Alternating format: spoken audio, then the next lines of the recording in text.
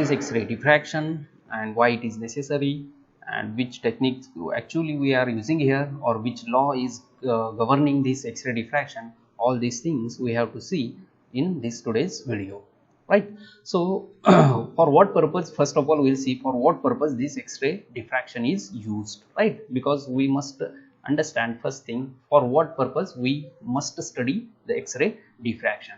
So guys, in previous few videos we have seen about the crystal structures, right? So we have seen different crystal structures, and I told you, yes, this is what the periodic arrangement. So when we say it is a crystal, that means the arrangement of atom is periodic, okay? But when or who or how we have decided about this arrangement, that is what the question arises, right? So who are saying, or how can we say exactly this arrangement is exactly periodic? That means what we can say here, it is what the internal structure of that particular crystal. So who is giving us the internal structure of that particular crystal? So that is what one of the technique we call it as X-ray diffraction. So this X-ray diffraction, shortly we call it as XRD. So XRD gives us the internal structure of that particular material, whether it is a crystalline or amorphous. That means what, here generally we know that whenever we have some problem in our body, like blockage of the bone, and yes, so then we go to the lab and we take the X-ray. Generally what we say yes, we are taking X-ray, and in that X-ray then you can understand whether the bone or which exactly the bone is broken and all. So likewise we are taking the X-ray of this particular material, and in which we have some atoms arranged, and that atoms photograph, X-ray graph we can say, and that particular photograph of that particular specimen or crystal is nothing but the internal structure of that crystal. And yes, who is deciding that? This method, this technique is known as X-ray diffraction. So basically what we got here, X-ray diffraction is nothing but it is a technique we can call, or in the language of physics, more or the sophisticated language, it is called as one of the characterization technique. Characterization means we have to see the characteristics of that particular specimen, that particular crystal. That means how the atoms are arranged,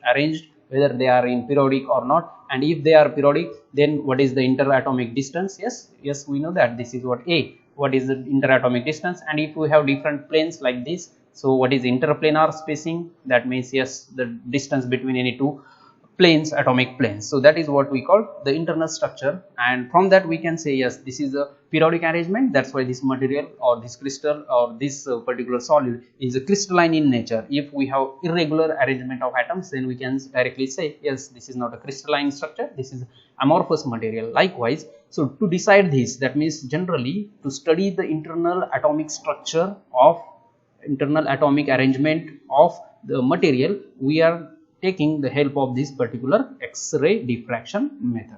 Okay, right. Now next, move towards the next slide.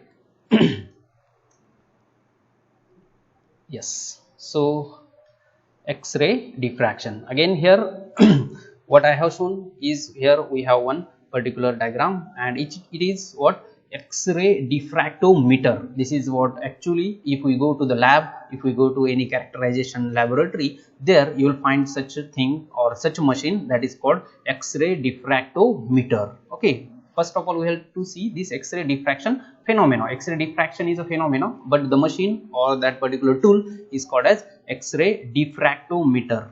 X-ray diffractometer. Okay, so that looks like this. This is what the X-ray diffractometer, and whatever may be the final result is this. So whatever this graph you can see, it is like our ECG something, but it is not that. That graph is between 2 theta and the intensity.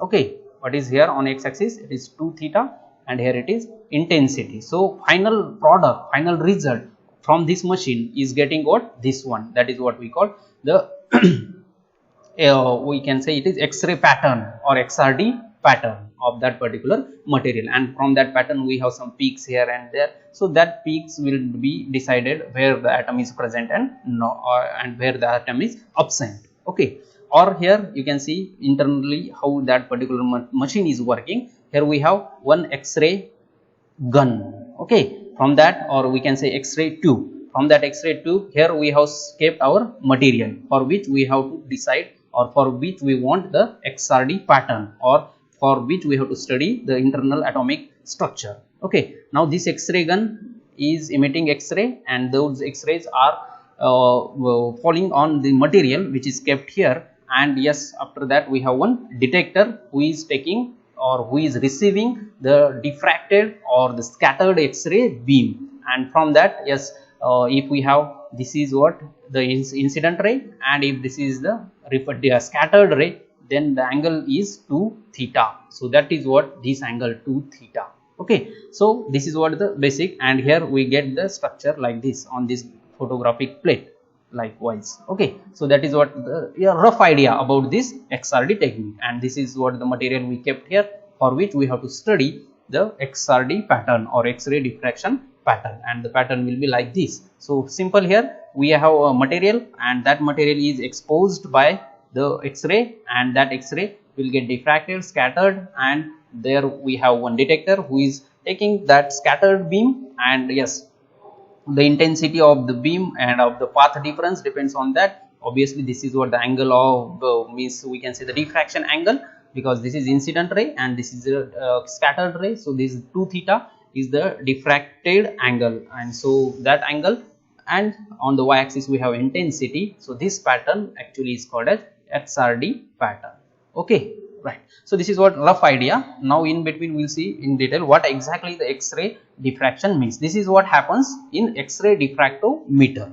So X-ray diffractometer we have to not seen here, but here we will see how the X-rays are getting diffracted and all. So next slide is about, we will see what is XRD first of all. So XRD here, X-ray diffraction, not diffractometer. Sorry. So here X-ray diffraction is a method of X-ray crystallography in which a beam of X-ray strikes a sample. That's what I said, whether it is a crystalline, or we can say if sometimes it is a amorphous solid also we can say, and land a piece of film or other detector to produce the scattered beam. So here detector is there. First of all we have a X-ray gun from which a X-ray is striking on a sample, means yes, for which material we have to determine the XRD pattern. And we have one piece, then sample piece, then X-ray gun, and we have one detector. So that detector is producing the scattered beam, because what happens here, how the scattering is takes place, because when we say the scattering, obviously we have two different types of scattering, elastic and inelastic. Yes, inelastic. So elastic scattering means there is no loss of energy, energy remains constant, we can say energy is constant. And here we can say energy is not constant. That means energy before the collision or energy before scattering is not equal to energy after scattering, but here energy before is equal to energy after. That's why we can say it is constant, and here energy before is not equal to energy after. Okay, so here in elastic scattering what happens, there is a loss of energy. In our simple language we can say here no loss of energy. Sorry, here it is no loss, but in elastic scattering there is a loss of energy. So energy is losing, that means energy is not remaining constant, and therefore energy before collision is not equal to energy after scattering. Collision means scattering. So what happens generally when we say the X-ray is striking on the sample? So X-ray is striking on that material. Internally we have some molecules, then we have atoms, and within atoms we have electrons. So we have a positively charged nucleus and surrounded by some electrons, depends upon different materials. So let us consider we have few electrons here in this orbit as well as in this orbit. So this is what actually the structure, atomic structure. And when we expose this particular atom, that material is exposed means that actually atom, right? And due to that what happens, these particular all electrons are getting extra energy. Yes, already they are there in equilibrium position, and due to this X-ray, X-ray means yes, obviously it is a electromagnetic radiation. Yes or no? Electromagnetic radiation with a very short wavelength, So obviously, but they are having some energy, more energy, because wavelength is short means energy is more.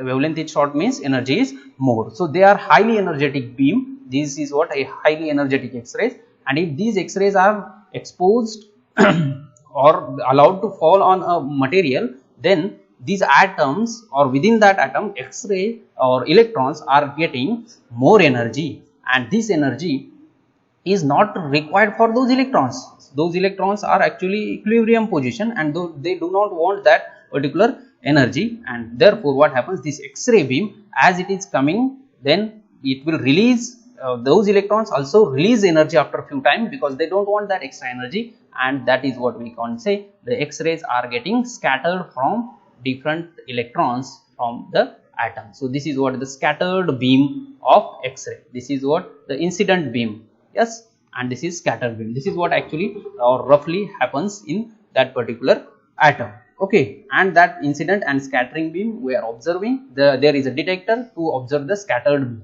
Okay, right. And this now here this beam makes a diffraction pattern, because whatever may be the scattering, yes, obviously we can say diffraction is there because light is or the X-rays are getting diffracted from their original path. They are diffracted by some another path, and the strength and the angle of these beams are recorded as the sample is gradually rotated. That means what, there is another method, the sample is rotated, and that we will see, that is in a rotating crystal method. But here what happens, we will see from the angles and the intensities. Now what I said already, we have one graph, that is what we got here, it is 2 theta and here it is intensity, and that graph is nothing but our XRD pattern. So that's what we have written here, intensity scattered beams. A crystallographer, that means who is designing that crystals XRD, can produce a 3-dimensional picture of density of electrons within the crystal, because after all these X-rays are getting scattered from electrons. Okay, so even though we are saying that the atom periodic arrangement of atom is there, but actually we are talking about the electron, and from those electron positions we can say the mean or the average position of our atom. So from this electron density, the mean position of atom can be understood, a crystal can be determined, and as well as their chemical bonds also we can say, and their disorder. If we have some disorder in the crystal, then also we can understood, and then other information also like the interatomic spacing and all. Okay, right. This is what actually happens theoretically in particular X-ray diffraction method. Okay, now what actually the diffraction phenomena is, that's what we will see, because we are talking about X-ray diffraction, but what is diffraction? So for diffraction, we know that when we say the diffraction, it is if we are talking about our intermediate definition, it is bending of light. Yes, if you remember, that is bending of light from the sharp edges of an obstacle. This is what the basic definition of diffraction. Yes, now that's what we are doing here. We have a light, that is means our X-rays. X-rays are our light, basically X-ray diffraction. In X-ray diffraction, who is the radiation source? X-rays are the beam. So X-ray light is getting diffracted from the sharp edges, but sharp edges means what? Here who is the sharp edges? Here it is atom, because we know that atomic size of the atom and the wavelength of this X-ray are nearly comparable. They are in angstrom unit. So that is what that means, near about 10⁻⁻10 meter. So that means what? For diffraction to occur, this condition is necessary. The lambda, that means wavelength of the incident wave, and the size of that particular obstacle must be comparable. So and then we will have the diffraction. That means what? The light is falling on us also, but there is no diffraction. Yes, there is a diffraction, but the strength or the intensity will not be there, because our size and the light which is falling on us, its light's wavelength size is different. So that means what? If you want the diffraction, the size of the obstacle must be comparable with the wavelength of that particular incident light. This is the important condition for diffraction to occur. And moreover, it is that particular obstacle and here we have written two conditions. One of them, yes, what I said, the size of that particular thing must be comparable with the wavelength, and that another is, yes, the series to space obstacle must be capable of scattering of the wave. Okay, so these two things must be there, right? And yes, that happens, or that is satisfied. These two, both these conditions are satisfied with respect to our atom, and therefore it is possible to have the diffraction of X-rays from the atom, because X-ray is nearly comparable with its or size of the atom is comparable with the wavelength of X-ray, and yes, atom are having capacity or capable of scattering the wave. So the diffraction is a consequence of specific phase relationship between two or more waves. Here it is important, when we say the diffraction, not only a single wave can produce the diffraction. Obviously we are talking about a beam of X-rays. That's why a beam of X-ray is going, and here we have a specimen, and within that specimen we have some atoms, and then those two, let us consider first and second wave only. If we have these two waves, that's what I have written later on. Consider first of all, what we have to see here, or what we have to understood, is that we must have two or more than two waves that have been scattered by the obstacle. Then diffraction is possible. Now consider the wave 1 and 2 have the same wavelength and are in phase. Are in phase means they are starting from a same point and at the same instant. So they are in same phase, and if those, suppose both the waves are scattered in such a way that they traverse different path. So let us consider they are traveling different path after the scattering. Okay, once they are falling on the material, they are traveling different paths, and therefore we have some path difference between them. Okay, right. Now if we are talking about their path difference, if these two waves are still in phase after the scattering, let us consider those two waves are again still in phase, then they will mutually reinforce. Reinforce means we know that is what we call the constructive interference. Constructive interference. That means what? When we are talking about these two particular waves which are moving and starting from the same point 1 and 2, and they are scattering from this crystal or this particular sample, and from that after this also, if we are getting those are in phase, if those two waves are exactly in phase, that means phase difference is 0 or path difference is 0, then we can have, yes, the constructive interference. That means we will have the bright pattern or the bright band or a bright point. Okay, and on the opposite side, if when the path length difference are scattering, if it is half wavelength, that means the opposite is that when the path length difference after the scattering is half wavelength, lambda by 2, then the two waves are out of phase and will cancel one another, and that is what we call the destructive interference. Okay, so now we are having some path difference because those two waves are traveling, but due to the scattering, that path difference is not same after the scattering. So path difference, if it is integral multiple of or even multiple of lambda by 2, we know this condition. If it is even multiple of lambda by 2, then we have bright point and we call it as constructive interference. Yes or no? And if it is odd multiple of lambda by 2, that means 2n plus 1 will give you odd number, and if it is lambda by 2, then we have dark point and we call it as destructive interference. Okay, and from this we can get some dark point and some bright point. Now here we can see in the diagram, this is what diffraction due to single slit. I think you have seen this is in intermediate. This is a single slit. Before that we have the number of rays of light, and after that light is coming from this particular small slit, and now this slit is having very small size. Why? Because we know that the size of the object, now that particular slit is behaving as an obstacle. That particular slit is behaving as an obstacle, and the size of that obstacle, that slit, and this wavelength of this light is nearly comparable, and from that, yes, we are getting the path difference will be there in the all the rays which are coming from this. And if path difference is even multiple of lambda by 2, if this is the path difference, then what happens? We are getting a dark band or a dark point, and that green color is a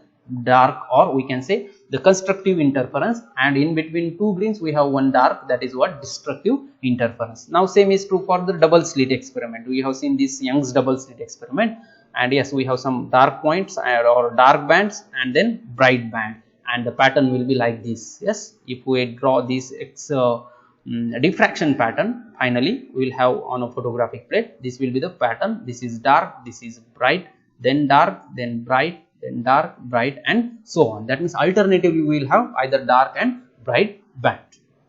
Same is happening here. Now each and every atom is an obstacle within the path of that particular X-ray beam. Now yes, let us consider this is an interatom. It is a plane, one plane in which we have these many number of atoms, 4 atoms, and let us consider in below also we have 4 atoms and they are periodically arranged.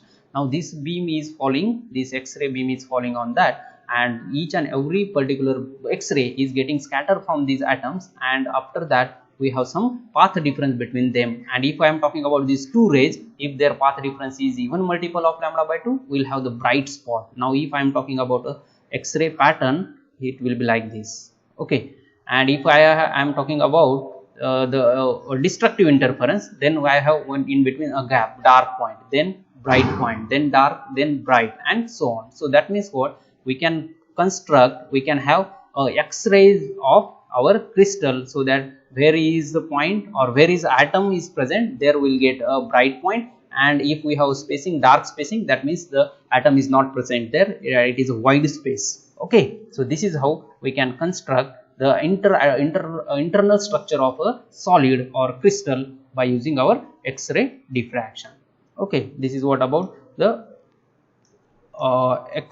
diffraction pattern. Now how to create the X-ray source, because we want X-ray, and for that X-ray we must have some X-ray source. So the X-rays used for the diffraction are electromagnetic waves. Yes, generally or basically our X-rays are nothing but electromagnetic waves, but with a very short wavelength, and that wavelength is nearly comparable with the atomic spacing between the solids. That's already we have seen here, wavelength is comparable with the atomic spacing. That's why only the diffraction is possible.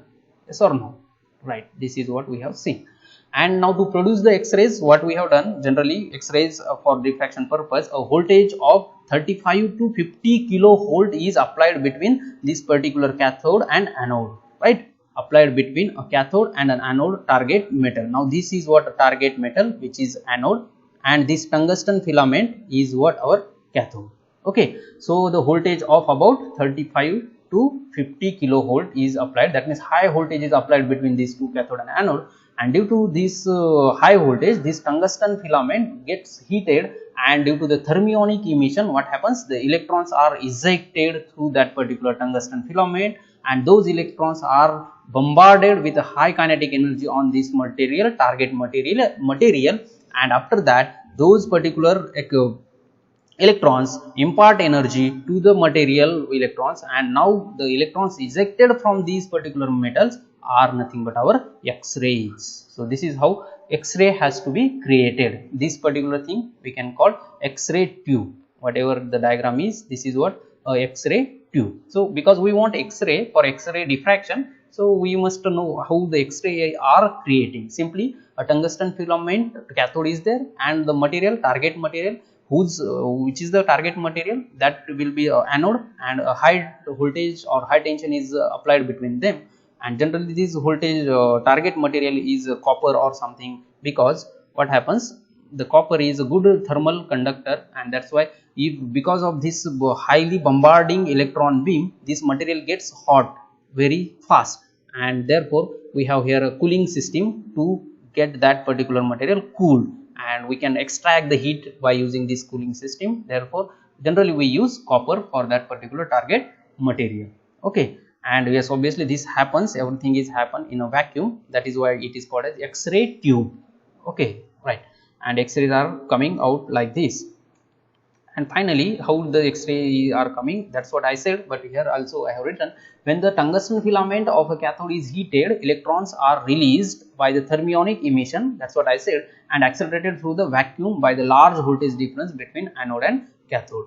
When the electron strikes the target material, so here I said yes, we have molybdenum also one of the example to use that as a target material, and then yes, when the electrons are bombarded or on that or strikes on the target material, X-rays are taken off or given off.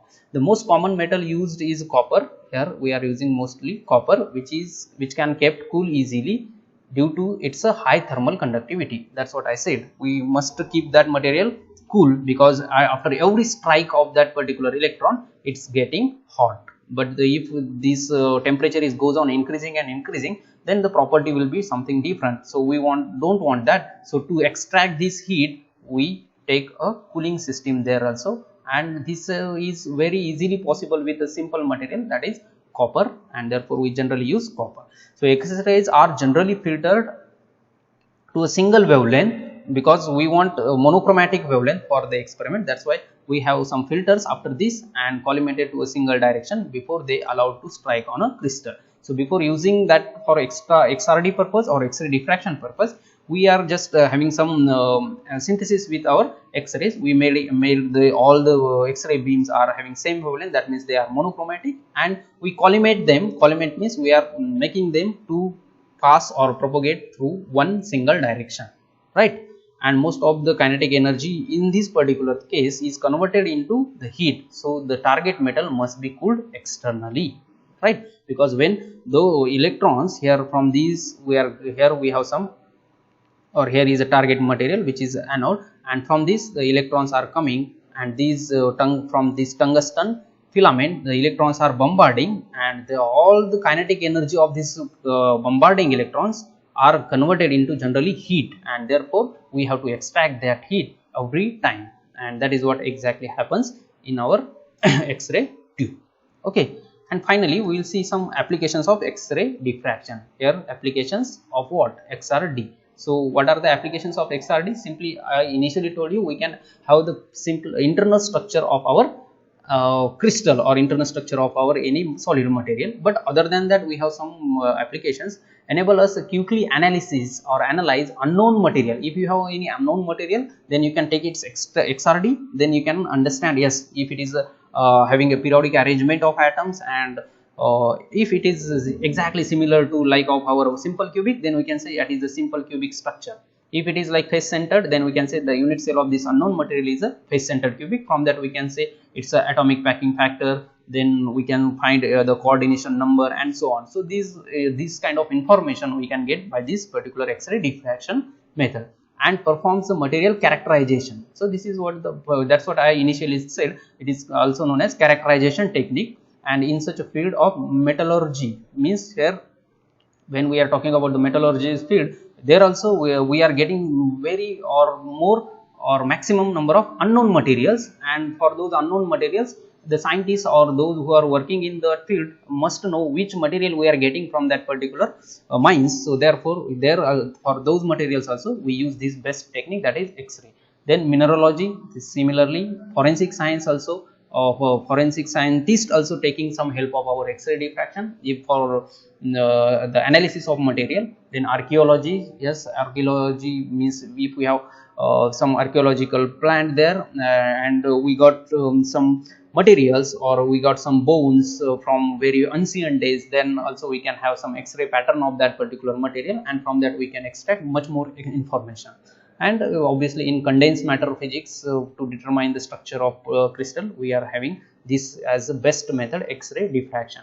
And for biological and pharmaceutical sciences also, because for biology and science pharmaceutical also we will have some help of our X-ray diffraction, because for pharmaceutical purpose we must have some most of the chemical materials which are in solid forms. So their internal structure, their arrangement of atoms must be known to those who are working for the pharmaceutical companies, and there they also take the help of this X-ray diffraction. And similarly for biological sciences also, for different types of materials they must know their internal structure, and there they are taking the help of our X-ray diffraction only. So yes guys, this is all about the X-ray diffraction and its application. So whatever may be the remaining things we will see in next video, and if you have any doubt regarding this video you can post in the comment box, and if you feel really this is a value addition to your knowledge, then please like this video, and for more such videos please subscribe to my channel, go to the playlist and watch all the videos related to this particular thing. And right, you can say remaining things we will see in the next lecture.